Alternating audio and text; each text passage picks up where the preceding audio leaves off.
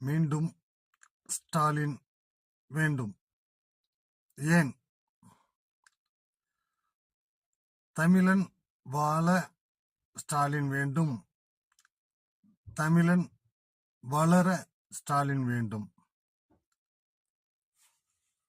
தமிழக வளர்ச்சிக்கு ஸ்டாலின் வேண்டும். கல்வி வளர்ச்சிக்கு ஸ்டாலின் வேண்டும். தமிழக கட்டமைப்பு வளர்ச்சிக்கு ஸ்டாலின் வேண்டும். தமிழக மக்கள் வளர்ச்சிக்கும் ஸ்டாலின் வேண்டும். ஏழைகள் வளர ஸ்டாலின் வேண்டும். இங்கே இல்லாமல் போவதற்கு ஸ்டாலின் வேண்டும். தமிழனின் தன்மானம் காக்க ஸ்டாலின் வேண்டும். தமிழக கலாச்சாரம் காக்க ஸ்டாலின் வேண்டும். நம்மில் ஒருவர் ஸ்டாலின் வேண்டும். நம்மை போல் ஒருவர் ஸ்டாலின் வேண்டும். அன்பில் சிறந்தவர் ஸ்டாலின் வேண்டும்.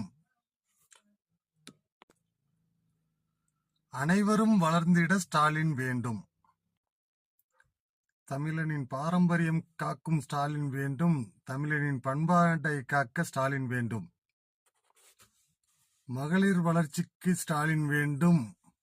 மாணவன் வளர்ச்சிக்கும் ஸ்டாலின் வேண்டும். இன்றும் அண்ணன் ஸ்டாலின் வேண்டும். என்றும் அண்ணன் ஸ்டாலின் வேண்டும்.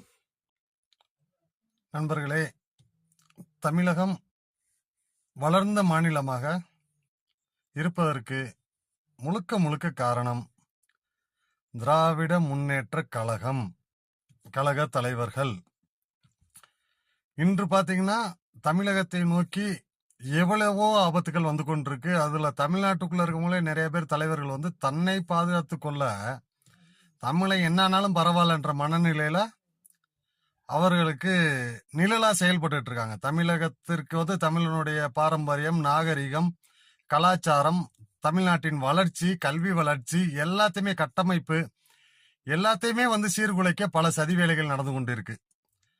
இன்றளவுல பாத்தீங்கன்னா உண்மையிலேயே மக்கள் சேவை திராவிட முன்னேற்ற கழகம் ஆரம்பிச்சிருந்து இன்னைக்கு வரைக்கும் நம்ம சொல்றதெல்லாம் வாயில நம்ப வேணாம். நீங்க வரலாற்றை புரட்டி பாருங்கள். யாரா இருந்தாலும் தமிழகம் இன்று வரை வளர்ந்த மாநிலமாக இருப்பதற்கு முழுக்க காரணம் திராவிட முன்னேற்ற கழகம்தான்.